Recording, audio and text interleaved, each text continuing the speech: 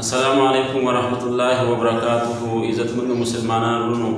نن زه تاسو ته چې کوم دی د نیکو باره کې چې کوم دی یو ښکلی عمل ښیم چې هغه عمل مختصر دی او دغرنګه چې کوم دی ثواب او پیډې هغه ډېرې زیاتې دي.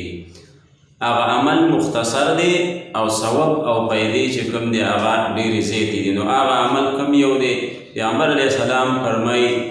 چې الله تبارک وتعالی فرمایي چې کوم سړی د هر مانځه نه بعد سوره فاتحه وایي. څه شی وایي؟ د هر مانځه نه بعد سوره فاتحه وایي او دغرنګه چې کوم دی آیات الکرسي وایي او د سوره العمران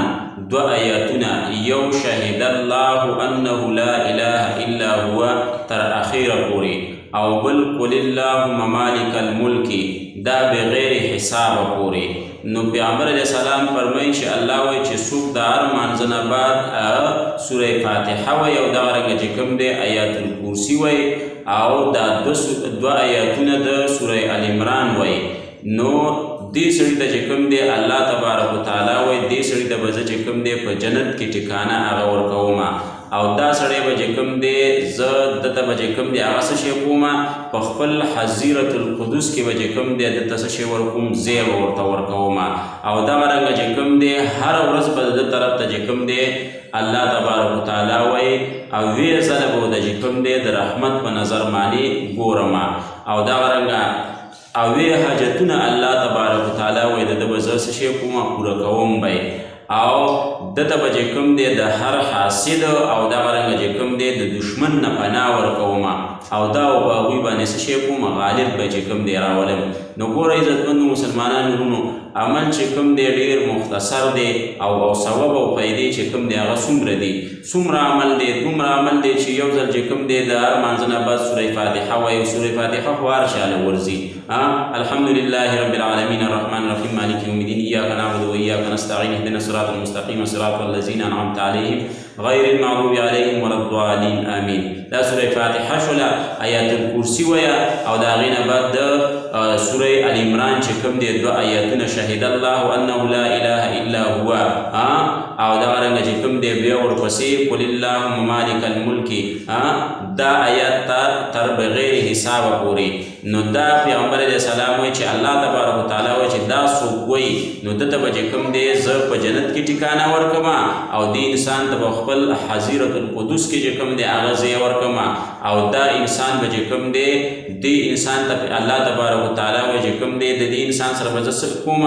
د باندې به چې کوم دی په ورځ کې زه هره ورځ به د چې کوم دی اوې کرته د رحمت په نظر باندې ګورم او اوې حاجتونه الله تبارک وتعالی وایي د ده به زه څه شی کوم پوره کوم به، او د هر حاسد او د دشمن نه به د چې کوم دی پناه ورکوم او دغرنګه چې کوم دی په دشمن باندې به غالب راولم. نو عمل مختصر دی او ثواب او پیدې چې کوم دی هغه ډېرې دي، نو لهذا موږ چې کوم دی دا هغه خپل عمل کې راولو. بل دغرنګه چې کوم دی یو روایت کې راځي پیغمبر علیه السلام فرمایي کوم سړی چې د جمعې د مانځه نه بعد سبحان الله العظیم وبحمده دا 100 ځلې وایي. د څه شي نه بعد؟ د جمعې د مانځه نه بعد سبحان الله العظیم وبحمده دا 100 کرته څوک چې کوم دی هغه ووایي، نو پیغمبر علیه السلام فرمایي چې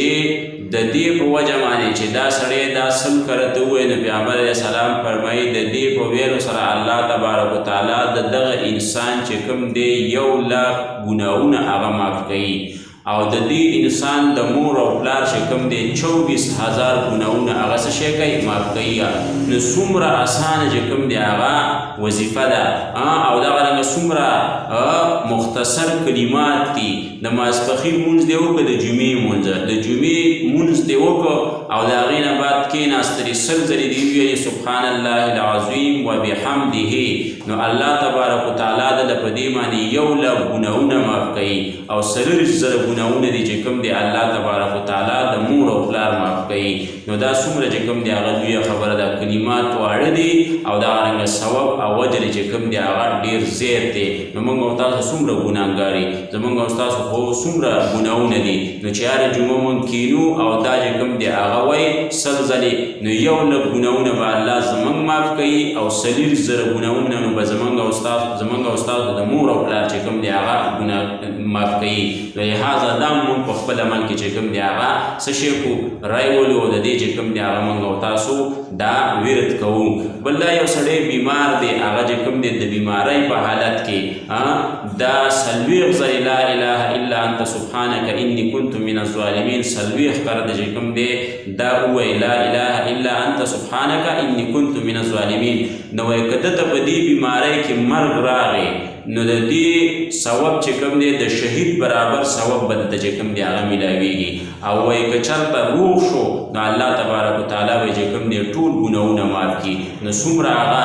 ښکلي او لنډ الفاظ دي او څومره ثواب پې الله تبارک وتعالی چې کوم دی هغه ورکوي. نو لهذا دا موږ او تاسو په خپل عمل کې راولو او دا موږ او تاسو چې کوم دی هغه د دې ورد شروع کړو. که چېرته اوسه پورې موږ او تاسو چې کوم دی دا نه ویلي نو د هر مانځه نه بعد چې سوره فاتحه یا د کرسي د سوره ال عمران 2 آیاتونه دغه هم په خپل عمل کې راولو. او دغه د جمعې د مانځه نه پاس چې کوم دی کومه وظیفه راته ما وښودله سبحان الله العظیم وبحمده 100 کړه چې کوم دی دا وایي. او بل چې کوم دی یو سړی بیمار دی نو هغه چې کوم دی د بیمارۍ په حالت کې 40 کړه لا اله الا انت سبحانك اني كنت من الظالمین دا دی وایي. نو الله تبارک وتعالی د که چېرته مرګ ورته راغی نو د شهید برابر ثواب به ورته ورکوي. او که نه روغ پاتې شو نو الله تبارک وتعالی به د ټول ګناهونه چې کوم دی د دې په وجه باندې څه شی کړي معاف به یې کړي. واخر دعوانا الحمدلله رب العالمین.